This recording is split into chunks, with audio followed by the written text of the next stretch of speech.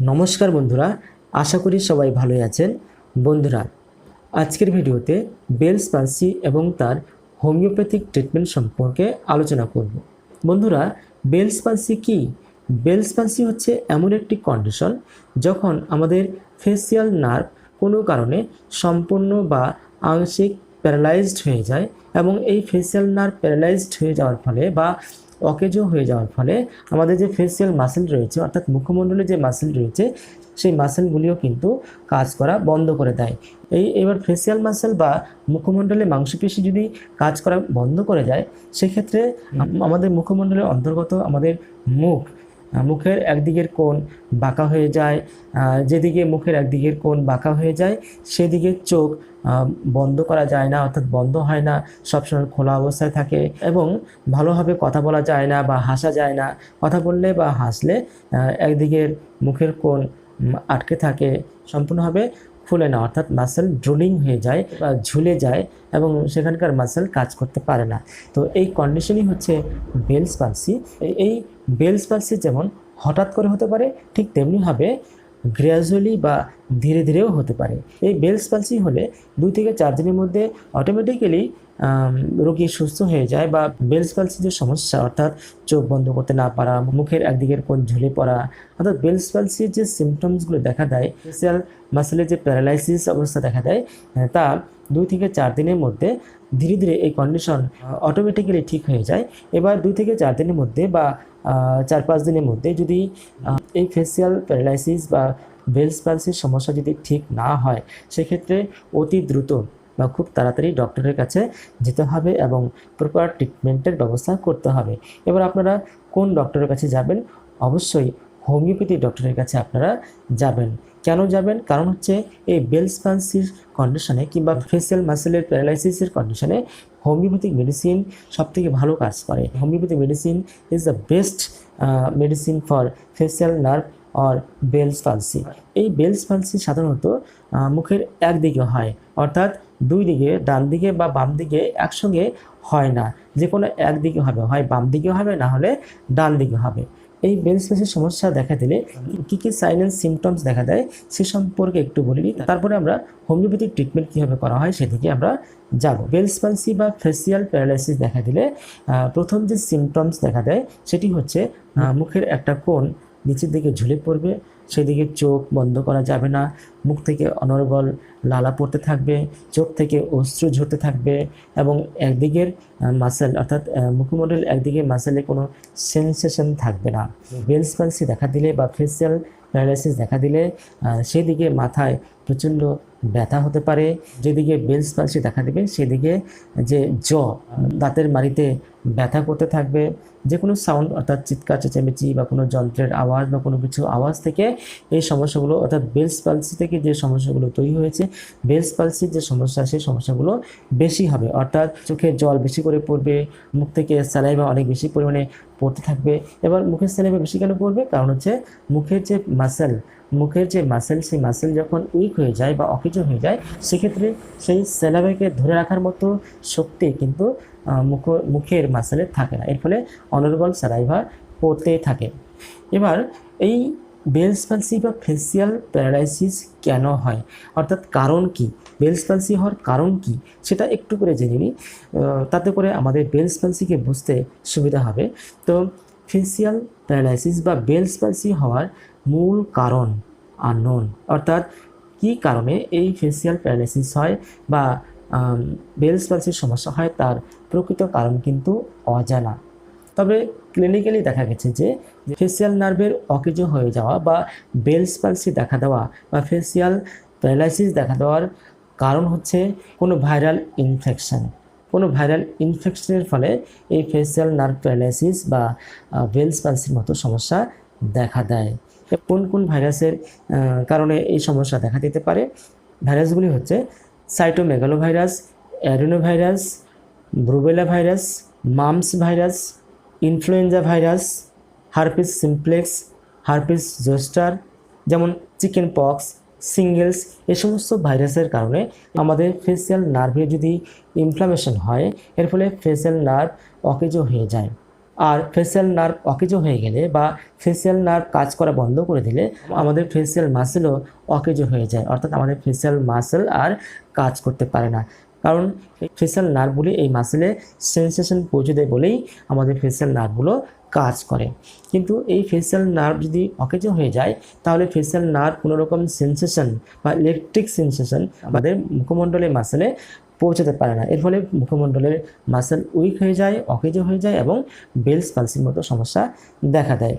এই facial nerve inflammation হলে বা ফেসিয়াল নার্ভ অকেজ হয়ে গেলে ফেসিয়াল মাসেল যেমন কাজ করা বন্ধ করে দেয়, ঠিক তেমনিভাবে আমাদের লালা গ্রন্থি, স্বাদ গ্রন্থি এবং অস্থির গ্রন্থিও এফেক্টেড হয় এবং অস্থির গ্রন্থি থেকে অনর্গল অস্ত্র পড়তে থাকে।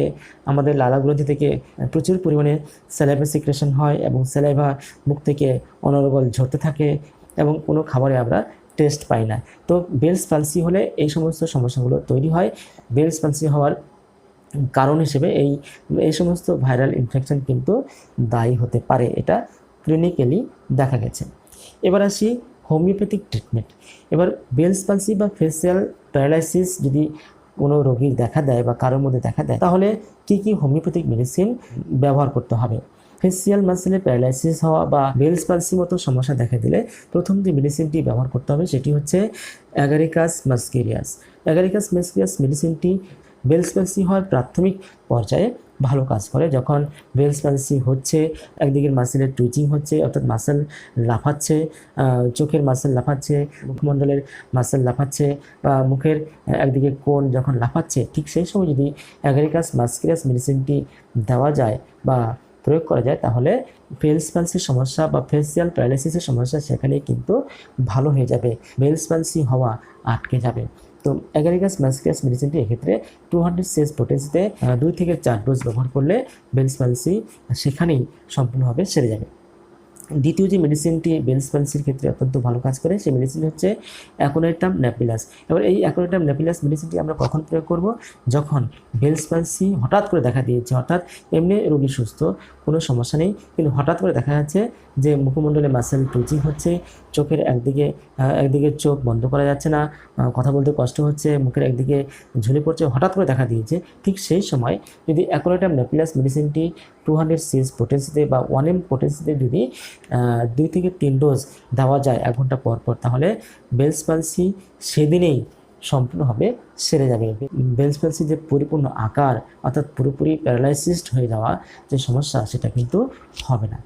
তো তৃতীয় মেডিসিন হচ্ছে অ্যালিয়াম সিপা।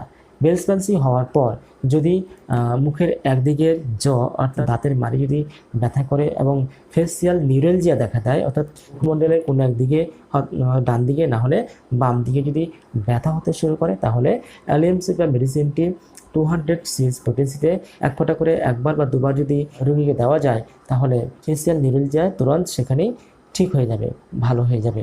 ফেসিয়াল প্যারালাইসিস বা বেলস পালসির সমস্যা যদি আঘাত লেগে হয়, অর্থাৎ মুখমণ্ডলের কোনো দিকে হয় বাম দিকে না হলে ডান দিকে যদি আঘাত লেগে বেলস পালসির সমস্যা হয় তাহলে আর্নিকা মন্টানা মেডিসিনটি অত্যন্ত ভালো কাজ করে। সেক্ষেত্রে আর্নিকা মন্টানা মেডিসিনটি 200 সিএস পোটেন্সিতে রোগীকে 1 ফোঁটা করে দিনে একবার বা দুবার 3 থেকে 4 দিন দেওয়া যায় তাহলে বেলস পালসির সমস্যা সম্পূর্ণভাবে সেরে যাবে। এবার এই আঘাত লাগার পরে যদি ফেসিয়াল নিউরালজিয়া দেখা দেয়, অর্থাৎ ব্যথা ফেস থেকে, অর্থাৎ যেখানে আঘাত লেগেছে সেখান থেকে যদি ব্যথা বিভিন্ন দিকে ছড়াতে শুরু করে, অর্থাৎ সেই ব্যথা যদি উপরের দিকে যায় কিংবা নিচের দিকে নামে, সেক্ষেত্রে হাইপেরিকা মেডিসিনটি অত্যন্ত ভালো কাজ করে থাকে। যদি আঘাত লাগা ব্যথা মুখমণ্ডলে আঘাত লাগা ব্যথা যদি সেই জায়গা থেকে অন্য জায়গায় ছড়াতে শুরু করে তাহলে হাইপেরিকাম মেডিসিনটি অত্যন্ত ভালো কাজ করে। এক্ষেত্রে হাইপেরিকাম 200 সিএস পোটেন্সিতে 1 ফোঁটা করে দিনে একবার বা দুবার 2-3 দিন খাওয়ালে বেলস পালসি সম্পূর্ণ সেরে যাবে। তারপরে যে মেডিসিনটি বেলস পালসির ক্ষেত্রে অত্যন্ত ভালো মেডিসিন এবং হাই গ্রেডেড মেডিসিন, যে মেডিসিনটি ছাড়া বেলস পালসি ঠিক করা সম্ভব নয়, সেই মেডিসিনটির নাম হচ্ছে কস্টিকাম। এবার কস্টিকাম মেডিসিনটি আমরা কখন ব্যবহার করব? এই ফেসিয়াল প্যারালাইসিস যদি দীর্ঘদিন থেকে হয়ে থাকে, অর্থাৎ এদিকের মুখ বেঁকে থাকা, চোখ ভালো করে খুলতে না পারা বা মুখের একদিকে মাসল পুরোপুরি প্যারালাইসিস হয়ে যাওয়া, এই সমস্যা যদি দীর্ঘদিন থেকে চলতে থাকে তাহলে কস্টিকাম মেডিসিনটি অত্যন্ত ভালো কাজ করে। এক্ষেত্রে কস্টিকাম মেডিসিনটি 50 মিলিসিমেল পোটেন্সিতে অর্থাৎ 0/1, 0/2, 0/3 এই টাইপের যে পোটেন্সিগুলি রয়েছে এই জাতীয় পোটেন্সিগুলি আপনারা ব্যবহার করবেন, 2 থেকে 3 মাস ব্যবহার করবেন, আপনাদের এই ফেসিয়াল প্যারালাইসিস বা বেলস পালসি সম্পূর্ণভাবে সেরে যাবে। তো বন্ধুরা, আজকের ভিডিওটি আপনাদের কেমন লাগলো? আশা করি আপনাদের ভিডিওটি ভালো লেগেছে এবং বেলস পালসি বা ফেসিয়াল প্যারালাইসিস সম্পর্কে আপনাদের কিছুটা হলো ধারণা হয়েছে এবং বেলস পালসি হলে হোমিওপ্যাথিক মেডিসিন কী ব্যবহার হয় এবং হোমিওপ্যাথিক মেডিসিন কতটা এফেক্টিভ সে সম্পর্কে আপনাদের বোঝাতে পেরেছি। আশা করি ভিডিওটি আপনাদের পছন্দ হয়েছে। যদি আপনাদের এই ভিডিওটি ভালো লেগে থাকে তাহলে ভিডিওতে একটি লাইক করে দেবেন এবং বন্ধুদের কাছে বেশি বেশি করে শেয়ার করবেন, যাতে করে এই ভিডিওর যে উপকারিতা বা কার্যকারিতা সকলের কাছে পৌঁছাতে পারে। আর এখনও পর্যন্ত যারা আমার চ্যানেলে নতুন, এখনও সাবস্ক্রাইব করেননি, তারা প্লিজ চ্যানেলটিকে সাবস্ক্রাইব করবেন এবং পাশে থাকা বেল আইকনটি প্রেস করে অল বাটনটি সিলেক্ট করে রাখবেন, যাতে করে যখনই কোনো নতুন ভিডিও আমি ইউটিউবে আপলোড করব তার নোটিফিকেশন সবার আগে আপনার কাছে পৌঁছাতে পারে এবং ভিডিওটি সবার আগে আপনি দেখতে পারেন। তো আজকের মতো এখানে শেষ করছি। আপনারা অনেক অনেক ভালো থাকবেন। বাই।